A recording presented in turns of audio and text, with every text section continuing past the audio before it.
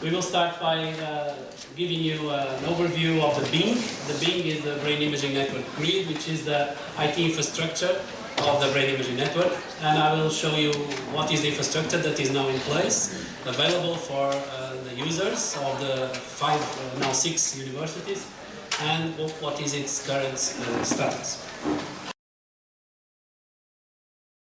What is the difference between BING and BING? So it's strange thing, but basically the difference is that the BING is the IT infrastructure of BING, so it's quite easy for you to notice. Well, what we have in place is the following. We have a fiber connection between all the universities, so from Braga, Porto, Aveiro, Coimbra, and then to Lisbon. So this fiber is a private fiber, so we share information in a private circuit, so it's not an open public circuit. We are using a fiber that we hire to a specific company.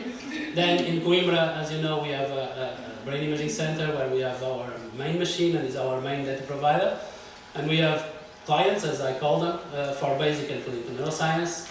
Then in Aveiro, we have the main computation center, and all the coordination of the IT infrastructure is placed in Aveiro.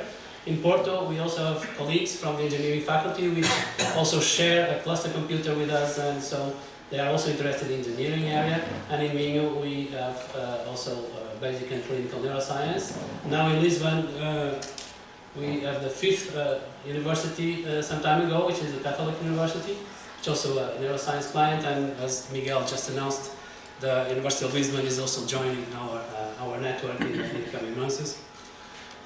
So this is what we have constructed here, which is the infrastructure of the MRI machine. It's coming through the hall to get into the facilities which are now there. You can visit it, I think, eventually even today. And this is the final construction. And in Aveiro we have a data center, so it's not as nice, not as big, but anyway, it's the main infrastructure for IT that is based there.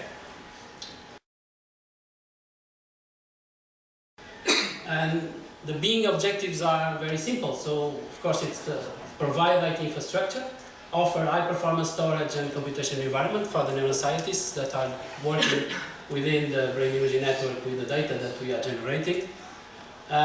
Also, we have been providing what we call a neuroscientist-friendly portal, so that people that use this, don't have to be puzzled with how to deal with data, how to deal with patients, how to get the data set for me to do the computation, etc. So that's the idea. Also to manage the project, manage the time scheduling of the machine, etc.